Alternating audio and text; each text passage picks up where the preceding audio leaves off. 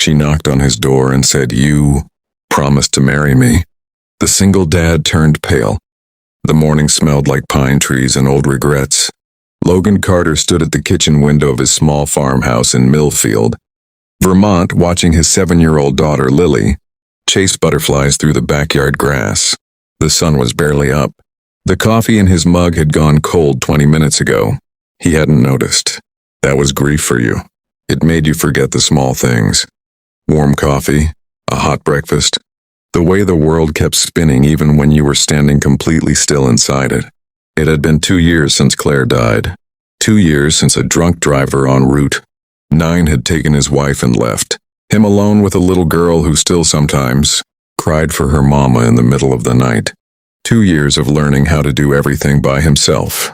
The school lunches, the bedtime stories, the parent-teacher meetings, where other couples sat together, holding hands, and he always sat in the empty chair beside an empty chair. Logan wasn't looking for anything. He wasn't ready. He told himself that every single morning while he stared at the cold coffee and the empty driveway and the half-finished carpentry projects in the garage that he never seemed to find the energy to complete. He was still telling himself that when the knock came at the front door, he almost didn't answer it. He figured it was probably his neighbor Dale, returning the lawnmower he'd borrowed 3 weeks ago and never mentioned again. Logan set down his cold coffee, walked through the small living room cluttered with Lily's crayon drawings and stuffed animals, and pulled open the front door, and the world stopped. Standing on his porch, one hand resting lightly on the white wooden fence post, was a young woman with long, auburn hair that caught the morning light like it had been arranged by someone who understood beauty. She had a smile that didn't apologize for anything, wide and warm and completely at ease, and green eyes that were achingly, impossibly familiar. She wore a golden yellow tank top and a black skirt. She looked like summer had taken human form and walked up to his door. She looked at him like she had every right to be standing there, because once, a long, long time ago, she did. "Hey, Logan," she said softly. He gripped the doorframe so hard his knuckles went white. "Ellie?" Eleanor Ellie Brooks.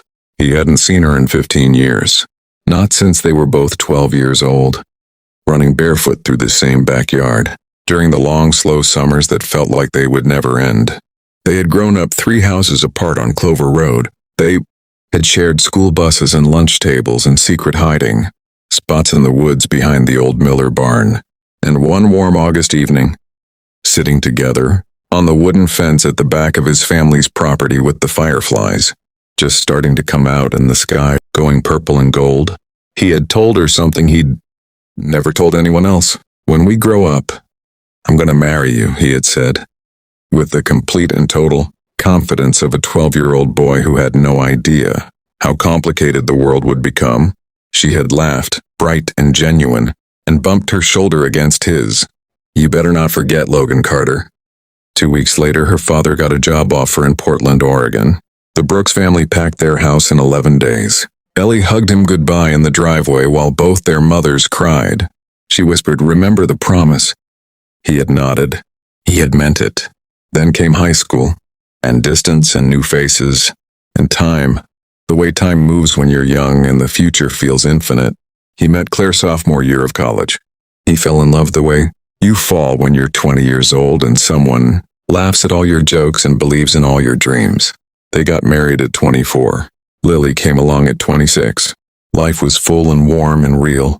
He forgot about the promise on the fence. He hadn't meant to. He just did. But apparently, Ellie Brooks had not forgotten a single word of it. "Can I come in?" she asked, still smiling. Though up close now, he could see something quieter underneath the brightness. Something that had thought carefully before coming here. Yeah, of course, please." He stepped aside, still operating somewhere between stunned and completely undone. How did you know where I was?" "Why are you—" "Your mom," she said simply, stepping inside and taking in the living room slowly. Her eyes moved across Lily's drawings taped to the walls, the worn couch with the throw blanket Lily dragged everywhere, and then paused and briefly, gently, on the framed photograph of Claire sitting on the shelf by the window. Her smile softened into something more careful. "She told me what happened." "Logan, I'm so sorry." He nodded. The words still landed differently depending on who said them and how. Coming from Ellie, standing in his living room after 15 years, they reached somewhere he hadn't expected to still be tender. "I moved back to Millfield about 4 months ago," she continued, settling into the conversation, like she was testing the ground carefully with each step. "My dad had a stroke last fall. Nothing catastrophic, but enough that he needed someone around while he recovered. I was freelancing remotely anyway, so I packed up my apartment in Denver and came home." She paused. "I knew you still lived here. Your mom and my mom never really lost touch, but I wasn't going to come see you. I kept telling myself it would be strange." "What changed your mind?" She looked at him with those steady green eyes. "Your mom told me you hadn't really smiled in 2 years." Logan opened his mouth, then closed it. "She didn't say it to guilt you," Ellie added quickly. "She said it because she misses seeing you happy. And She stopped, looked down at her hands briefly. "I don't know. I thought maybe a familiar face wouldn't hurt." That first visit lasted nearly 4 hours. They sat at the kitchen table and she made fresh coffee, after gently moving him aside when he fumbled with the filters and finding them herself on the second shelf. And they talked the way only people who share a childhood can talk.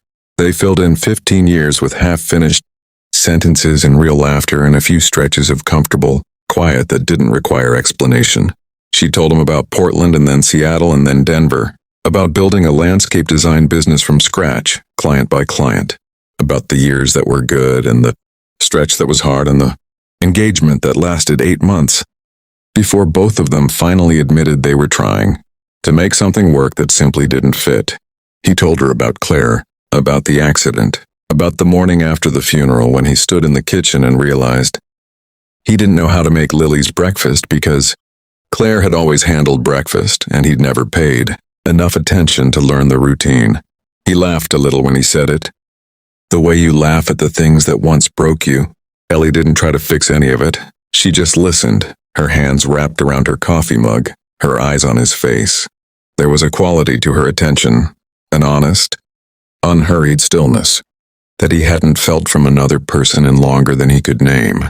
Lily came inside from the backyard eventually, grass-stained and rosy-cheeked, and stopped dead in the kitchen doorway when she spotted the stranger at her table. "Who are you?" she asked, with the zero-filter directness of a 7-year-old conducting official business. "I'm Ellie. I'm a very old friend of your dad's." Lily studied her with the thoroughness of a small detective. "How old?"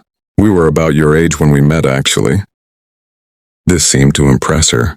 Lily climbed into the chair beside Ellie, stole a piece of toast off Logan's untouched plate without asking, and launched immediately into a detailed account of the butterfly she had nearly caught that morning.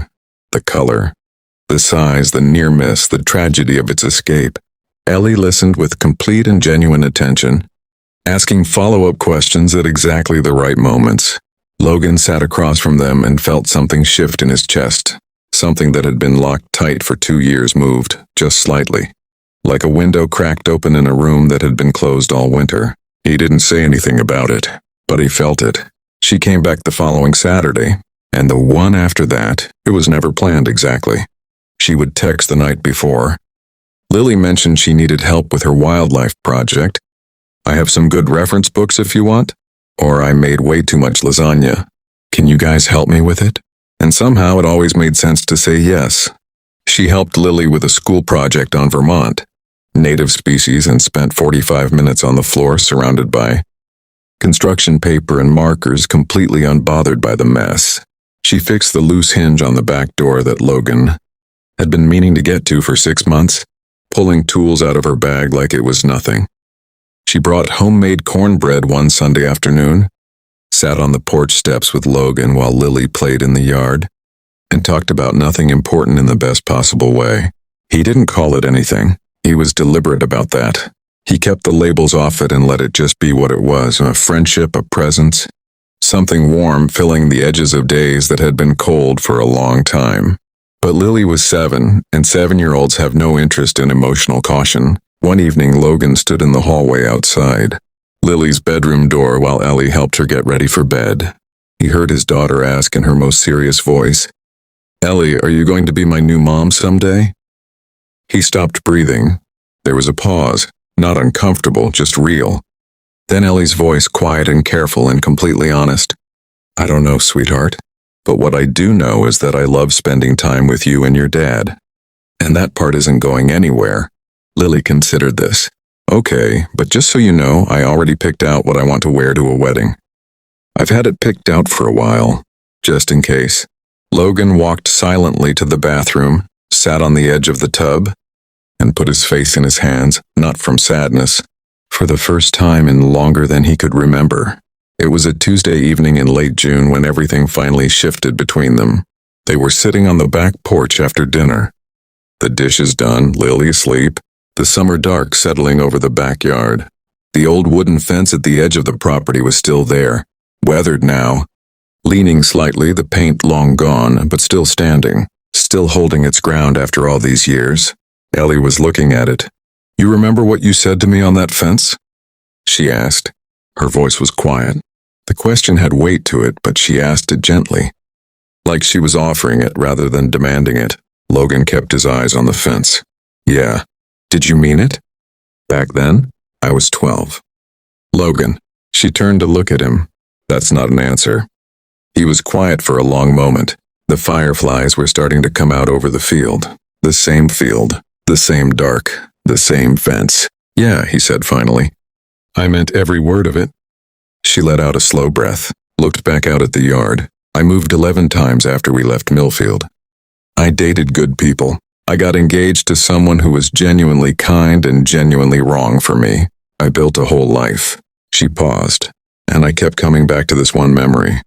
2 kids on a fence, a boy who made a promise. She shook her head slightly. I felt crazy about it for years. I told myself to let it go 100 times. Ellie? I'm not here to collect on an old debt, she said quickly, turning to face him. I promise you that. I know what you've been through. I know this is not the moment for pressure or declarations or any of that. She stopped. Her voice dropped lower. I'm just glad I knocked on the door. Logan looked at her for a long moment in the warm summer dark. Then, slowly, he reached across and took her hand. His thumb moved in a quiet circle over her knuckles. Neither of them spoke. I forgot how to look forward to things, he said finally. His voice was rough at the edges. After Claire, I forgot what it felt like to wake up and have something to be glad about. I forgot what it felt like to just exist without it being heavy. He looked at her. You've been giving that back to me, a little at a time. I don't think you even know how much. Her eyes were bright in the dim light. I'm not ready for everything, he continued. I want to be honest about that.